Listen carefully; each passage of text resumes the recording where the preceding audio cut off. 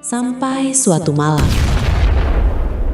Malam itu, Imas bermimpi bertemu seorang perempuan tua berpakaian putih. Wajahnya bercahaya, suaranya lembut namun tegas. "Imas, kau dipilih." Seorang pria tua lumpuh perlahan bisa berjalan setelah didoakan Imas. Anak kecil yang sering kejang mendadak sembuh. Membacakan doa dengan suara pelan tapi mantap. Preman itu menjerit keras. Lalu tiba-tiba diam. Tangis pecah dari mulutnya. Ia bersujud di depan Imas.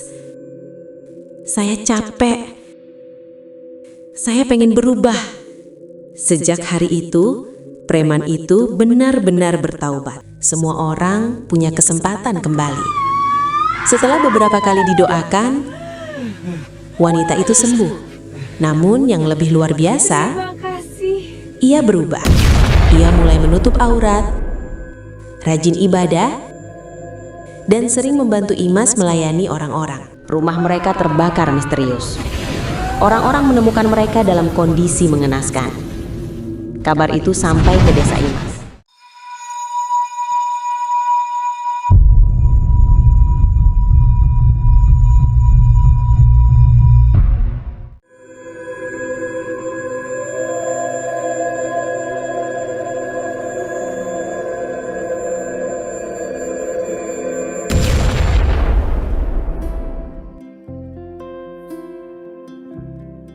Di sebuah desa sunyi di pelosok Sukabumi, hiduplah seorang gadis bernama Imas.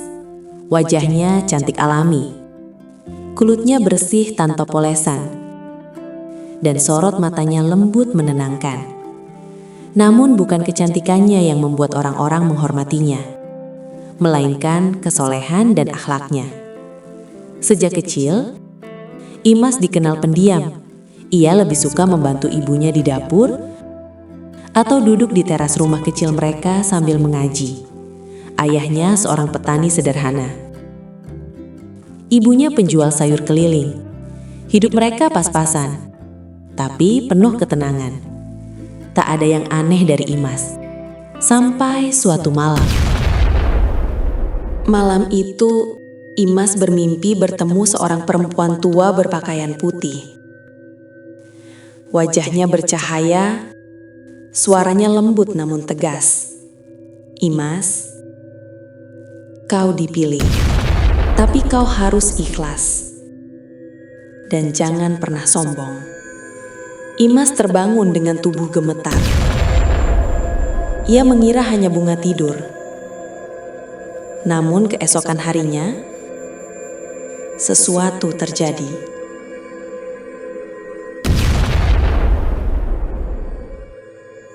Tetangganya, Bu Halimah, datang sambil menangis.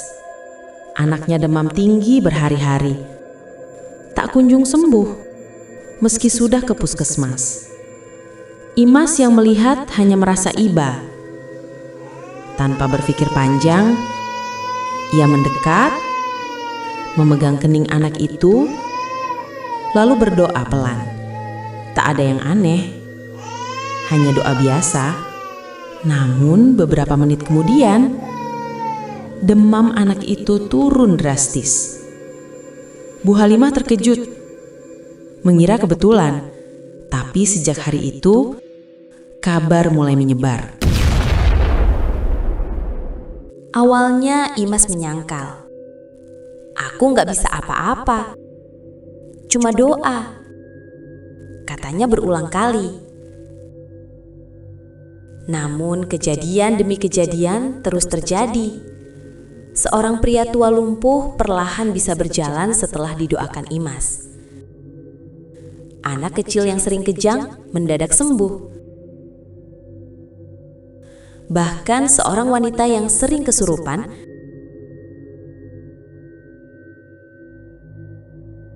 menjadi tenang setelah Imas hanya membacakan ayat-ayat suci. Setiap malam, Imas kembali bermimpi bertemu sosok perempuan itu. Dan setiap mimpi, ia diberi petunjuk Kadang tentang siapa yang akan datang, kadang tentang penyakit yang tak terlihat. Imas mulai sadar, ini bukan kebetulan.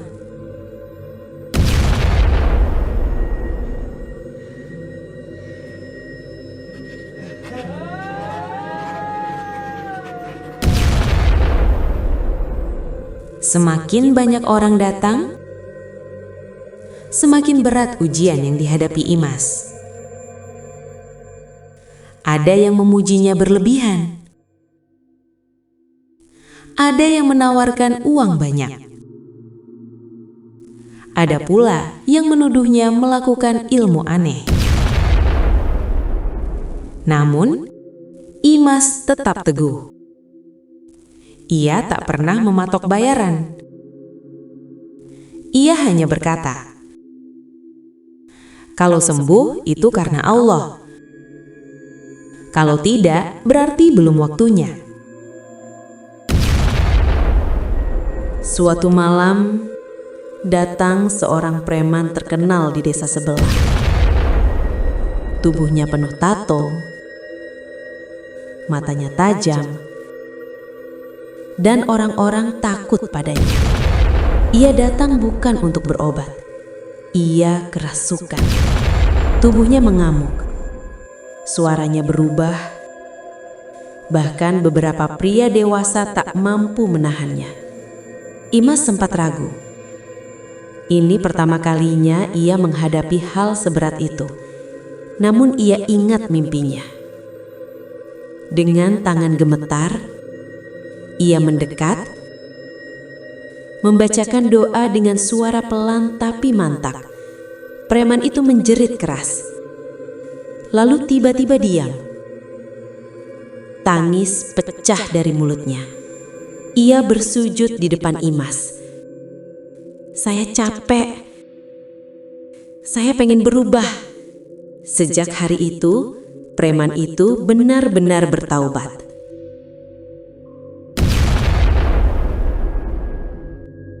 Tak lama kemudian, datang seorang wanita yang dikenal buruk di desa. Ia sering berganti pasangan, hidupnya berantakan, dan sering dihina warga. Ia datang dalam kondisi sakit misterius. Tubuhnya kurus, matanya kosong. Imas tidak menghakimi.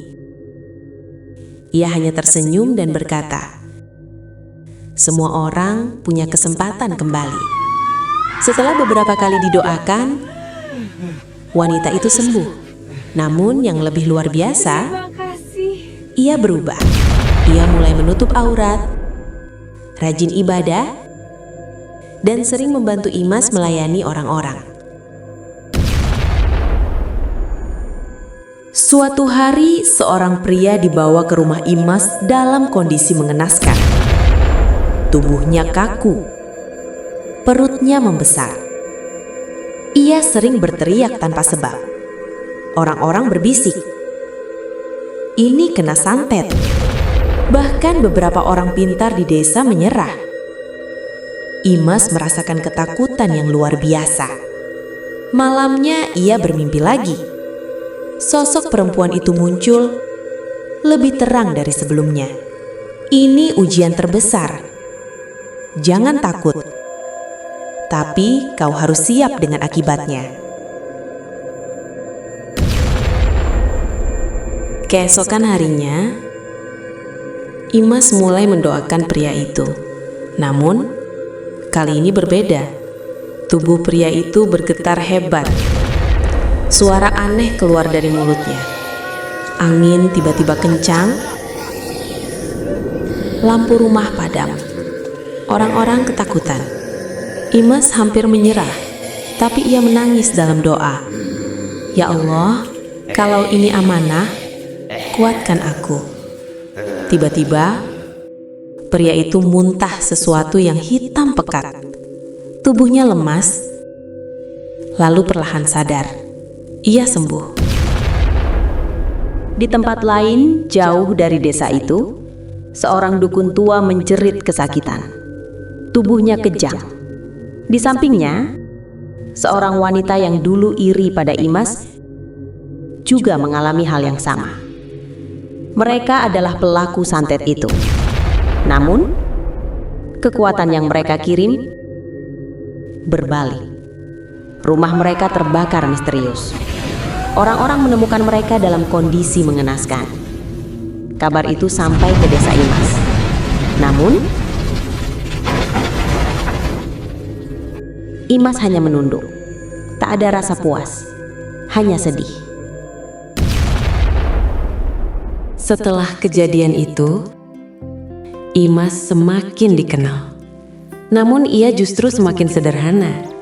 Ia menolak dikenal sebagai orang sakti. Ia tetap gadis desa yang membantu ibunya, menyapu halaman, dan mengaji di sore hari. Orang-orang yang pernah ia sembuhkan kini berubah. Preman menjadi penjaga masjid, wanita nakal menjadi guru ngaji, dan banyak hati yang dulunya gelap kini terang. Suatu malam, Imas bermimpi untuk terakhir kalinya. Sosok perempuan itu tersenyum. "Tugasmu belum selesai, tapi kau sudah mengerti jalanmu." Imas terbangun dengan air mata.